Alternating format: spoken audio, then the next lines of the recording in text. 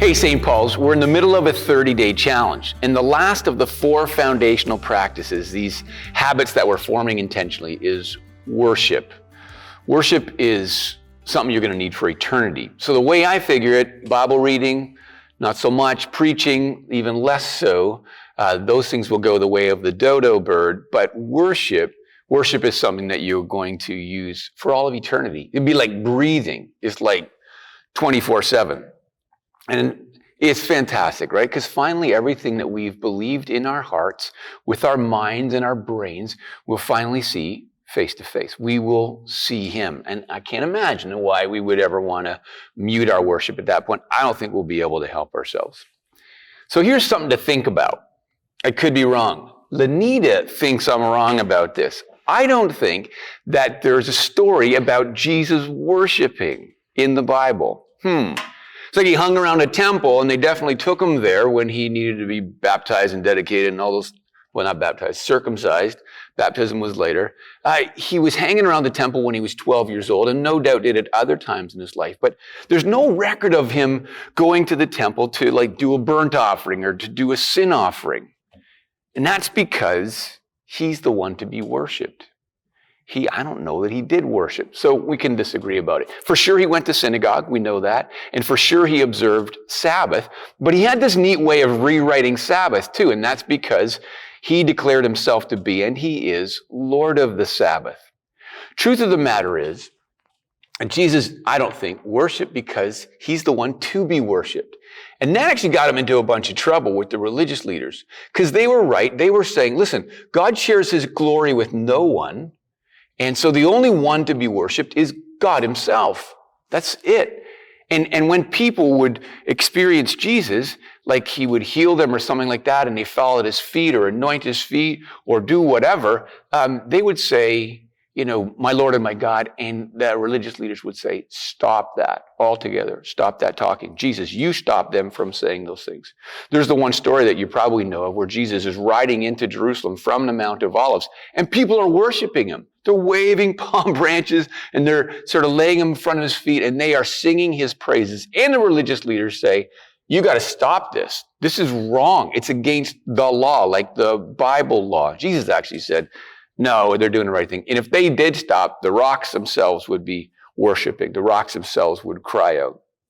So when we're looking at worship, I think what we need to be doing is taking a page or two from the book of those who walked the earth with Jesus. These people who adored him and loved him, anointed his feet with oil, left everything that they had to follow him, waved palm branches in front of him, and sang his praises on the Mount of Olives. So worship is about celebrating Jesus, celebrating God.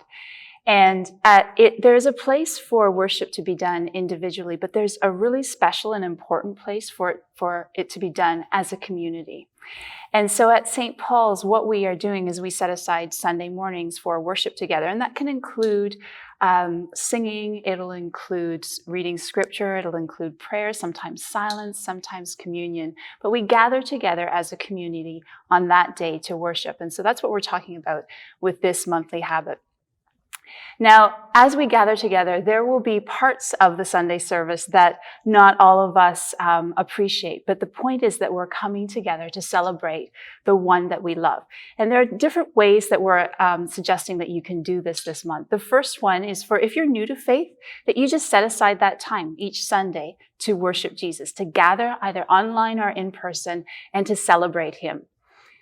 Another level that you could try, or a way to grow in this, is to actually set aside one day a week where you stop your work, you rest, and you focus on celebrating Jesus, on worshiping. And in the Bible, that the word we use for that is Sabbath. And then if you're looking to stretch in this, we're inviting you to consider including worship into your small group practices, into your community. And there are different ways that you can do that. You can read scripture together meditatively, or you can pray together. Anything that you do together that focuses on Jesus and his beauty.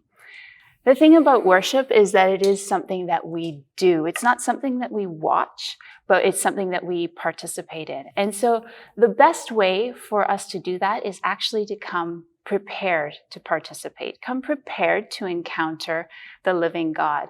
And some of the things that we can do to prepare ourselves is to pray before we come to worship together, or perhaps read scripture or take time in silence. Anything that helps us to focus our minds and our hearts on Jesus, so that we have this attitude that we are coming together with our family of the faith to celebrate Jesus. Yeah, this is good stuff. I think about us worshiping. I go back in my mind to the days when we used to gather in this place and sing our lungs out.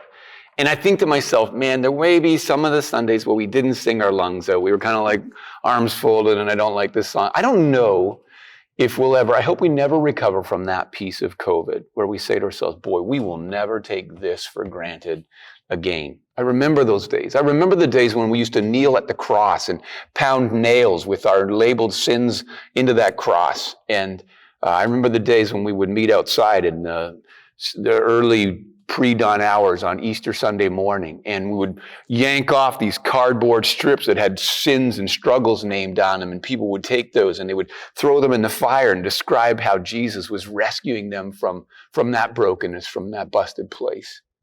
I once worshiped with a bunch of African pastors, and they'd been through tough straits. A number of them had lost their homes. Some of them had their churches bulldozed. And they announced at this pastor's gathering, we're going to have a worship service. And I kind of thought, all right, so this is going to be a little sober, right? There's going to be some woe me songs. Not a chance. These guys were dancing. They were celebrating. They were so excited about what Jesus had done in rescuing their lives. I've never seen such abandon. I've never seen such gratitude. And then a week later, I was in Cairo. We were just outside of Cairo, and we went to an afternoon service and was packed with these Sudanese refugees, folks who weren't in their own home. They were sort of stuck, hoping to go somewhere better, but here they were in Cairo. And man, did they raise the roof. They could not sing long enough. They could not sing loud enough to describe what it is that Jesus had done for them and who it is that Jesus is. It was a beautiful thing for me, this wild adoration. Same thing for me in Mongolia or in Thailand, Dominican Republic, Israel. These believers in all these different places, adoration. Adoration seems like something you shouldn't have to coerce, like behind your back, that doesn't really work. But the truth of the matter is we don't wake up, at least I don't wake up in like an adoring posture, right? I wake up kind of hungry or grumpy or tired or something, or needing to attend to my bladder. So those sorts of things, like adoration, need to be practiced. So that's what we're inviting you in. Practice telling Jesus how amazing he is. I can't remember a time, it's obvious to say, but I'm going to say, I can't remember a time in my life when at least believers in this area have had to knuckle down so hard to gather on a Sunday morning. It's been a grind, right? And whether it's online or whether it's in person with masks, right? Everything just feels a little awkward and feels unfamiliar. Here's the thing, and this will draw us back. Jesus remains familiar. Right? We join our voices with angel voices. We contribute our adoration to the adoration of the saints down through the years. These folks who did anoint his feet with oil. These folks who did leave everything to follow him. These folks who did wave branches and adore him as he came down from the Mount of Olives and adored him as the resurrected Messiah. Hey, the Lamb who was slain is worthy. Go in peace, St. Paul's.